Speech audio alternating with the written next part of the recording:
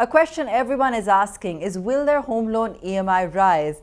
We go a step further and tell you whether it's time to shift to a fixed rate home loan from a floating rate home loan. My colleague Sakshi Batra spoke to BankBazaar CEO and co-founder Adhil Shetty. Here's a part of that interview. What should the existing home loan borrowers now do who have a floating home loan rate? Is it better for them to switch to a fixed rate, perhaps to save on the upcoming rate hikes? Now, we all understand that this could not be just one rate hike that the RBI has done. Because of the macro setup, there could be more coming in. So what's the best option for them? Yeah, great question, right? Now, I wouldn't go down the path of shifting to a fixed rate. The reason being that a fixed rate loan is typically, 0.5 to 3% higher. It's not something we typically recommend. But I want to recommend two things to the floating rate home loan borrower. So the first thing, right, is a technique which we call prepayment in terms of reducing the EMI outflow. So I'll just give you an example.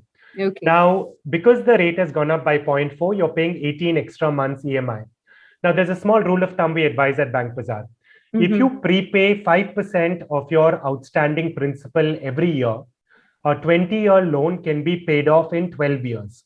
So in the same way that a rising repo rate increases the tenor of your loan, EMI staying constant, every time you prepay, your tenor keeps coming down. So maybe you can't prepay 5% of outstanding every year, but even prepaying one EMI a year, right? Or whatever you can prepay when you get a bonus, automatically will reduce the tenor. So it's the opposite effect of a repo rate increase is a prepayment. So this is strategy number one.